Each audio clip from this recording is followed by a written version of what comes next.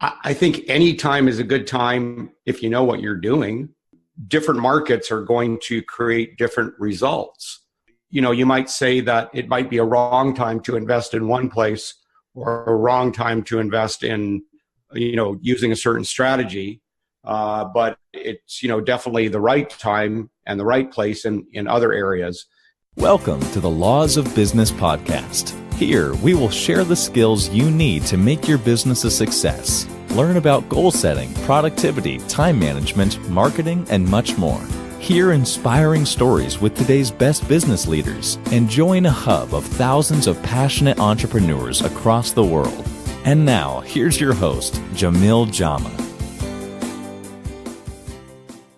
Hello, everybody, and welcome to another episode of The Law of Business. I'm Jamil Jama, and I interview entrepreneurs that can help you to start and grow your business. And today I'm interviewing the high return real estate guys, Jeff, aka Shecky, and Jack Gibson. And in this interview, we're going to be talking about the best time to invest in real estate, prices inflated right now, the best markets for buying investment real estate, buying a holding property versus flipping, investment for cash flow versus appreciation. We'll also be talking about how to build multiple passive streams of income, investing in residential real estate, and how to instill the entrepreneurial spirit in your children. And I'm going to be interviewing the high return real estate guys, Jeff Schechter, aka Shecky. He's known as Shecky. He's the CEO and co-founder, and his partner, president and co-founder, Jack Gibson. Before we get into the interview, I'll give you all a bio of who Jeff and Jack are. I'll first introduce Jeff because they both are entrepreneurs, so they both have their own, although they're partners, they still have their own separate bios. So I'll introduce Shecky first. Shecky is the CEO and co-founder. Shecky has had the entrepreneur bug. Shecky is Jeff, by the way. Shecky has Shecky has had the entrepreneurial bug his entire life. He started his first business right out of college, and over the years been involved in numerous business ventures. His love for real estate investing began in the 1980s when he rehabbed 5 of his own residences before the term house hacking even existed. Since those early days of torn up kitchens and bathrooms, he's bought and sold many properties and is an active investor to this day. In addition to investing, he operates a private consulting practice. He thrives on helping people realize their full potential, not just in business and investing, but in all aspects of life. And Jack Gibson's bio, basically, Jack Gibson began his entrepreneur journey at 19 and founded his first company at the ripe old age of 21. Operating a successful nutrition consulting and distribution company, he had built a multi-million-dollar venture before he was old enough to rent a car. Soon thereafter, he bought his first home as an investment. 1 quickly became 5, and then the bug hit. He became obsessed with learning everything about real estate investing and soon had over 50 investment properties, generating passive income. Today, Jack spends his time mentoring other entrepreneurs, building his real estate investment portfolio, and helping other investors to build a brighter future through the power of turnkey real estate income. It's a real pleasure to welcome the high return real estate guys, Jeff, aka Shecky, and Jack Gibson. How's it going, guys? And thank you so much for being here. Yeah, awesome. Thanks for having us. So, first of all, I want to thank both of you for being on the show. I really appreciate you for coming on the show to take your time out to do this interview. I really appreciate this. Yeah, we're happy to be here. It's exciting. We love doing podcasts. And you guys have your own podcast as well, right? Yeah, we do. It's called the High Return Real Estate Show. Just kind of matches what we do, and it's pretty much structured mostly for buy and hold investors and how to maximize those efficiencies. Awesome. I don't know who wants to answer this question, but how did you guys meet? How did Jack and Jeff meet? Jack, you take that one. Yeah, I'm here. So I actually hired Shecky to do some consulting work for me in the digital marketing space for my nutrition company. And I really just kind of got to know him over a period of time as, taking his courses and doing some consulting calls and, just really liked the way that he showed up. Felt like he was, a very trustworthy and integrous guy. And he had a skill set that I did not, which is, being able to put online systems together, help really make digital marketing happen. So when I was looking at scaling up my real estate business, which I was actually the first one to start, selling properties, I realized that in order to scale, like I really needed to take it on to an online presence, but I didn't have that skill set. So on a consulting call with Shecky, we started talking about this new venture of mine into real estate. And at the end of the call, we were like really brainstorming and great ideas. It was like a 90-minute call. At the end of the call, I was totally exhausted because I realized there's no way I'm going to be able to implement this by myself. So that's when I reached out to Shecky and offered him a 50% equity partnership. And we'd go at this together and utilizing the current kind of system and model that I'd already established, combine that with his expertise in the online digital marketing world. And I felt like we could really scale up and create an amazing business. And so that was a year ago, June. So, it's been maybe 20 months together, and our business is absolutely exploding. It's going exactly, well, maybe not according to plan as far as the timeline, it's the growth, but we're really starting to take off. And, the partnership has proven to be an incredible decision. So there you go. So just 20 months. That's awesome. And you're friends as well as business partners right now, yeah? Oh yeah, absolutely. Shecky comes over, and my kids love him. He stays at our house. We just have a great relationship, and we oftentimes, I wouldn't say oftentimes, disagree, but we occasionally as partners, we're both thinking in different directions. But then it's so amazing because we just hash it out, and then we always come together. And I feel like it's a really great symbiotic partnership where we've got each other's back. We really want each other to be mega successful, and it's just worked out better than we could have ever drawn it up. Awesome. Congratulations. So Shecky, yes, Jeff, your love for real estate investing began in the 1980s, and you rehabbed 5 residences before the term house hacking even existed. I read that in your bio. So we're gonna be talking about real estate now. When is the best time to invest in real estate, Shecky?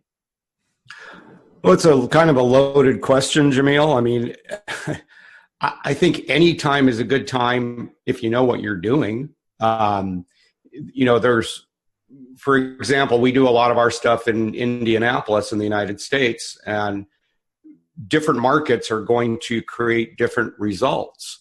So, you might say that it might be a wrong time to invest in one place or a wrong time to invest in, using a certain strategy. But it's, definitely the right time and the right place in other areas. And so I'm not trying to dodge your question. I just think it's a very big question. And the real answer there is that it depends. And it depends on where you are, and it depends on who you are, meaning that, what is your strategy? What is your cycle? What are your desired goals? So, some people have different goals as far as what they're trying to achieve with real estate than others. I don't know if that makes sense. Yeah, it depends. I just wanted to interject something on what he said, and I totally agree with that. I think it is market specific.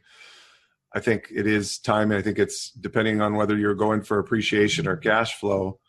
And, I'm not totally convinced, and I'm not like, I wouldn't call myself a guru in real estate, but I'm not convinced that an appreciation play right now, that kind of strategy is going to be the right move. Now, others could definitely argue, and I guess that, again, that could depend on the market. But with the market, it's very, very heated, and it's pretty saucy. So if you're buying something right now with the hopes that it's going to go up in value, and you're in a spot where you're in a negative cash flow situation because you're banking on the appreciation to make up for that, I think that's where, investors can really get in trouble if they don't know, really don't know what they're doing. I mean, you've got to be a real expert in your market and in that style of investing to be able to, safely make a good return. So, yeah, I think, again, totally concur. It depends. Definitely, yeah. So it depends, basically. That's the answer to that question. It depends, yeah. So a question for Jeff, Shecky. So are prices inflated right now? I think generally, yes, but we don't see that. Again, there's some nuances to different locations.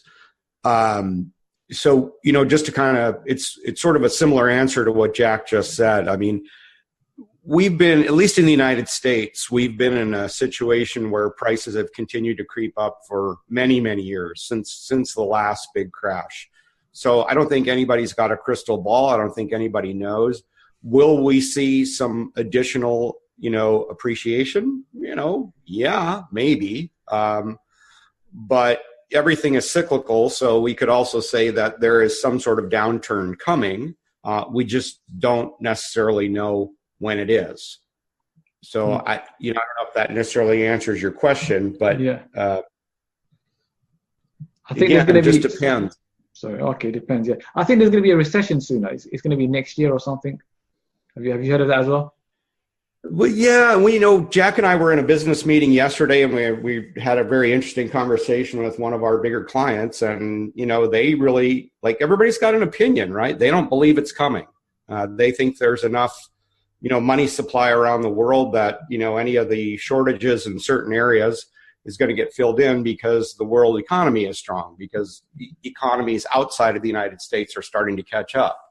So, there's some truth to that. But again, nobody's got a crystal ball. I will tell you in my world, we're pretty opinionated because of the world in which we work. And, we've had quite a bit of success with certain strategies.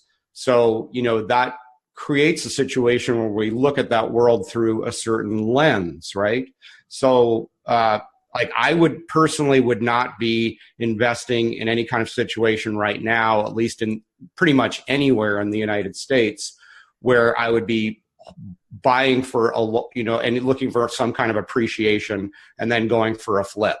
I do think there are certain markets, and we've proven that from a standpoint of buy and hold, like buying an inexpensive property where the rent ratio against that price is very, very attractive, and you can create a nice return for your investment. I think that's really, really strong play right now, because people always need a place to live. It's not that hard to find renters, and so it's a slower drip of the cash. Obviously it's not some big hit all at once like you get with a flip, but it's pretty darn consistent.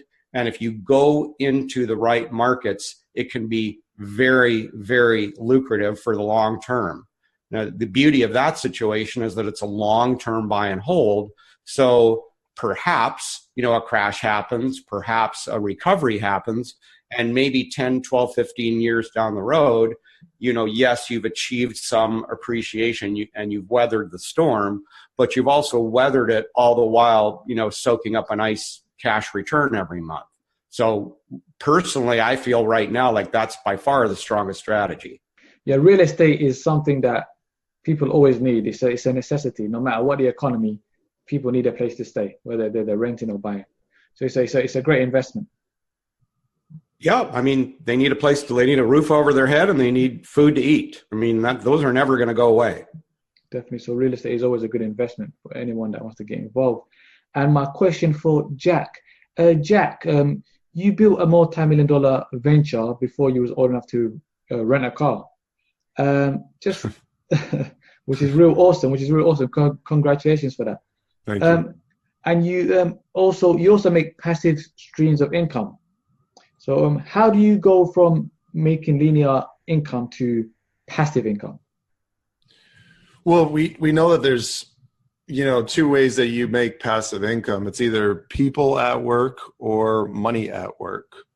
So you have to leverage off of other people's energy and efforts and expertise, or you have to leverage off of either your own money or, OPM, right? Other people's money. So I've done both. Both businesses that I'm in, the nutritional business is a multi-level marketing business. So I'm leveraging off the efforts of other people at work, moving a product, into the marketplace. And that's not very capital intensive. That was very sweat equity intensive. I started off, with $100 investment and then turned that and grew it into a, probably will hit, I'm pretty certain it will hit 10 million in sales this year. Unless, obviously something goes really wrong, but all indications are full steam ahead. So that's creating an incredible passive income and it's an amazing business model. And then you have on the other side, you have a real estate, which is a lot more capital intensive. So I took all the cash flow from my, what I call the sweat equity business with people at work. I took that excess cash flow, and then that's when I started investing into real estate properties and specifically cash flow producing properties. I wanted to buy something that would create an additional stream of income for our family so that I'm always have multiple streams of passive income. It protects my family. Should anything ever happen to me, my family's going to be very well taken care of for, the rest of their lives. And it protects our lifestyle. We like to live in a certain way and just want to make sure that we can continue to do that if one of the businesses, should hit a bump in the road. So, I think that for people starting out, they see this stream of creating passive income, and, I can assure them that it's worth every bit of effort. But in order to get to having money at work, you've got to be in a situation where you are saving more money every month than you are spending. And for the majority of Americans out there, and I can't speak for, your side of the pond with Englanders, but I would have to say that it seems like that's been a very difficult proposition for most people, because they want to keep up with the Joneses. They want to live the lifestyle now instead of paying the price up front, creating some discipline, saving up their cash, and then having that excess cash to deploy, for example, into real estate, creating that extra, stream of passive income. They just don't do it. They want everything right now. It's like no patience whatsoever. And so in order to create passive income, I think the biggest things are discipline, patience, and just, making sure you're always in a surplus cash situation. So Definitely. So, Jack, what's the best investment you've ever made, and what's the worst investment you've ever made? Okay, hands down, the best investment I've ever made is investing into my own education, my own knowledge. So I train a lot of young entrepreneurs, and I, have a lot of them that, that follow me on Facebook and kind of, watch what I do. And I really take that, very seriously as far as, developing the next set of leaders. And I always tell them, look, there's a series of things that you need to do in order to, to become a really wealthy. And the first thing that you need to do is you need to invest into yourself. So, things like, going to a Tony Robbins seminar, reading books, listening to audio, podcasts like this, just spending money on any type of education or personal development. I feel like that's 10 times. You're always going to get at least 10 times your investment back down the road. And that's how it's played out for me. I tell people all the time, like, if you bought Bitcoin before you bought your ticket to Tony Robbins, Unleash the Power Within, or something like that. I think that's what it's called. It's coming up in Chicago in July. We're taking a crew. And I said, look, if you're buying Bitcoin over that, you've got long-term, I think you've got problems coming down your road, because you're and your priorities of what you're investing in are out of whack. So definitely hands down best investment. And then the worst investment, I think I've ever made was I bought a 10-unit kind of like apartment complex, and I just didn't do much due diligence. So I was so anxious to buy that didn't get an inspection, I took the property manager's word for the condition of the property, and I ended up having to pay an additional $80,000 back into fixing up the property that I wasn't expecting. So I overpaid for the property, and I didn't factor in all the repairs. So that turned out to be a great thing, because that really caused me to say, you know what? I don't ever want another investor to go through what I just went through. Like, anybody that gets a property from me, from us, I should say, they're not going to go through that. We're not going to put them in a position where I'm selling them something overpriced with a lot of repairs that it needs, and then, just sticking them with it like the seller did to me. That seller knew what they were doing. And, I unfortunately I was inexperienced and didn't know. So I don't want to be like that. I want to be someone where, when I sell somebody a property, that I feel good about it, I can sleep at night, and I know that I set them up to be successful right out of the gate. And Jeff Shecky, talking about real estate right now, what's better? What do you prefer anyway? Buying and holding property versus flipping? Well, I like I said, I think that, flipping is currently, because of prices are fairly inflated, that it's, there's some reward there if you really, really know what you're doing. But I think it's a much higher risk position, because if something happens between the time you buy a property now and start putting a bunch of money into it to rehab it, and then you get it on the market, by the time it gets on the market, something's happened to the market, you have a much, much bigger risk. Conversely, again, if you buy something that's got a good price to rent ratio, and you're just looking more at a long-term buy and hold, you could end up in a position where, you got a nice little ATM machine. I mean, just something that's going to cash flow for a very, very long period of time. And kind of, as we said earlier, people are always going to need a place to live, right? So it doesn't really matter, once you own that property, what the market does. So if the property becomes less in value or becomes more in value, it's still valuable asset, from the standpoint that there's always going to be renters wanting to give you money every month. So your income at that point is much more, it's longer, and it's less, upfront, but over time, it's a much better arrangement and a much safer arrangement, because it's not necessarily dependent on all these swings of market conditions. We don't have much time left in this interview, unfortunately. If anybody wanted to learn more, because I know you and Jack have a lot more to say, but we don't have much time, unfortunately. So if anybody wants to learn more, where can they find you and Jack, please? Yeah, good. Thanks for asking, Jamil. I mean, we have a really, really great website where we show a lot of the stuff that we're talking about and a lot of the different nuances, and that's very simply highreturnrealestate.com, and it's spelled just like it sounds.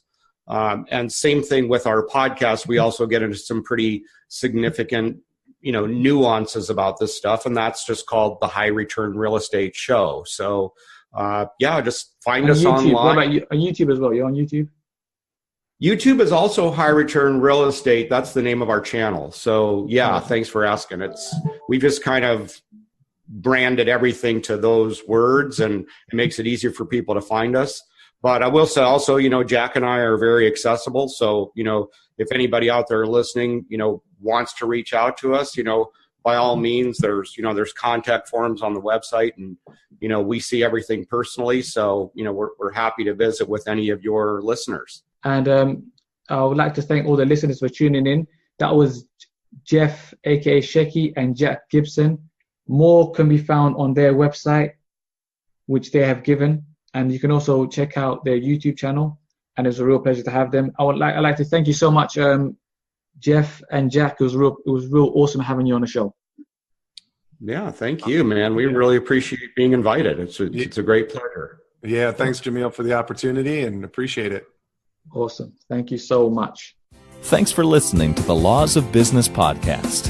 Find out more about us on thelawsofbusiness.com. Thank you for being a part of our journey.